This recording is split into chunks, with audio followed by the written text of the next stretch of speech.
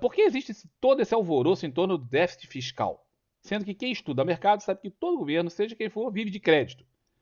Ou seja, ele faz, gasta e depois vai ver o que pagar. Mas parece que as pessoas não sabem disso. É, mais ou menos. Mas existe aquilo que é pagável e existe aquilo que é impagável. Tá?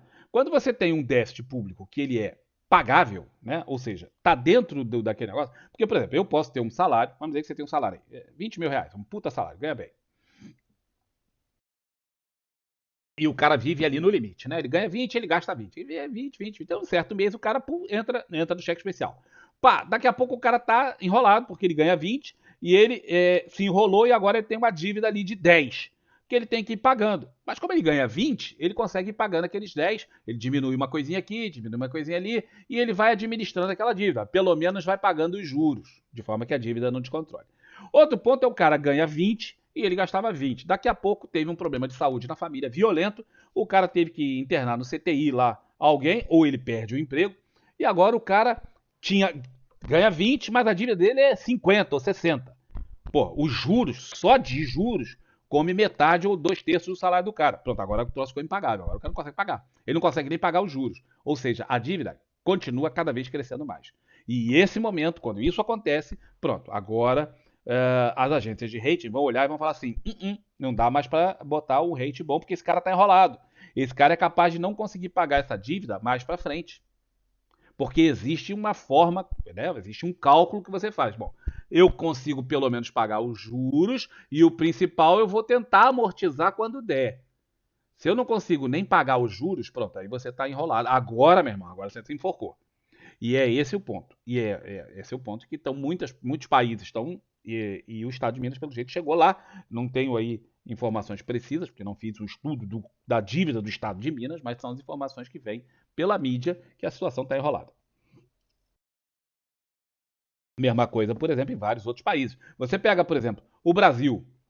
Vamos pegar exemplos assim fáceis de entender, porque muita gente conhece. Brasil, Portugal, Estados Unidos. Quem é o maior devedor desses três? Estados Unidos, disparado. Estados Unidos é o maior devedor do mundo. Por que continuam emprestando dinheiro para os Estados Unidos? Ah, mas ninguém empresta dinheiro para os Estados Unidos. Errou, meu irmão. Todo mundo quer emprestar dinheiro para os Estados Unidos. Como assim, Campos? Você é maluco? Ué, os caras botam títulos de tesouro americano à venda e vende tudo. Tudo. Não interessa os juros que eles botam. Eles podem botar 2% ou 10% e a porra vende toda. Ou seja, isso é gente querendo emprestar dinheiro para o tesouro americano. Quando o tesouro bota títulos à venda, você está efetivamente emprestando dinheiro para aquele país. Quando o Tesouro Brasileiro bota títulos à venda, como ele bota tesouro direto, toda semana tem leilão, tá? E tá à venda aí. Você pode comprar agora, daqui a pouco, o mercado, quando abrir, você vai lá e abre e compra. Tem a venda. Vende também bastante, mas os juros já são mais altos. Se o governo brasileiro botar títulos de tesouro direto à venda com 2% de juros, ninguém vai comprar. Se os Estados Unidos botarem, vende tudo, vende o lote todo. Por que que então emprestam para os Estados Unidos com facilidade e não emprestam para o Brasil, a não ser que ele bote taxas de juros mais elevadas? Pela desconfiança que o mercado brasileiro, que o Tesouro Nacional do Brasil, não consiga arcar com suas dívidas num futuro. Ora, mas se eu acho que ele não consegue a 2%, por que eu acho que ele vai conseguir a 9%? Ganância. Porque o problema é o mesmo. Mas, pô, eu não vou correr o risco a 2%, mas eu aceito correr o risco a 9%. Entendeu? Então, essa é a diferença. Aí você pega, por exemplo, Portugal. Portugal está encalacrado de dívida até a goela. O pessoal acha que está fazendo um milagre. Outro dia eu vi o Paul Krugman falando que Portugal está fazendo um milagre econômico. O cara, ele pode ser Nobel de economia, mas não entende absolutamente nada de Portugal, tá?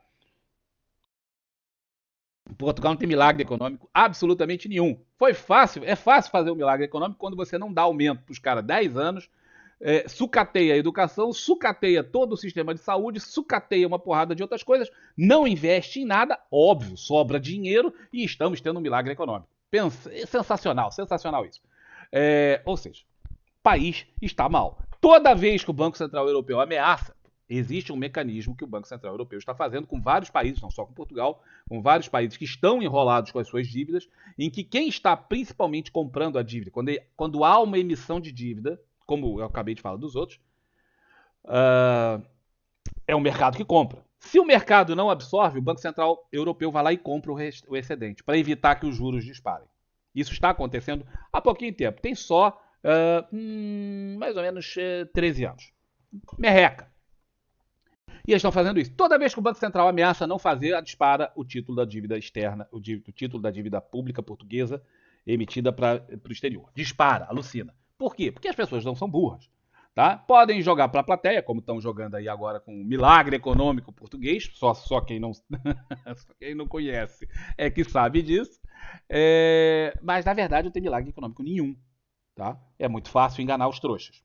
Ou pelo menos jogar para a plateia. Então a situação é a seguinte: a dívida portuguesa continua aumentando, e muito. Aí fala assim, não, mas está diminuindo. Está diminuindo frente ao PIB, galera. Só que o PIB não é do governo. O PIB é do país. E mais da metade dele é particular. Então, se você for olhar quanto está a dívida era assim, a dívida era 100 bilhões. Quanto é a dívida hoje? 140 bilhões. Diminuiu? Não, aumentou. Então, se aumentou, você não está conseguindo pagar nem os juros. Ponto. Você captando cada vez mais dívida e nem os juros você está conseguindo pagar. Para um país poder pagar juros, ele tem que ter superávit. Brasil tem superávit? Não. Estados Unidos tem superávit? Não. Portugal tem superávit? Não. Então não estou pagando dívida.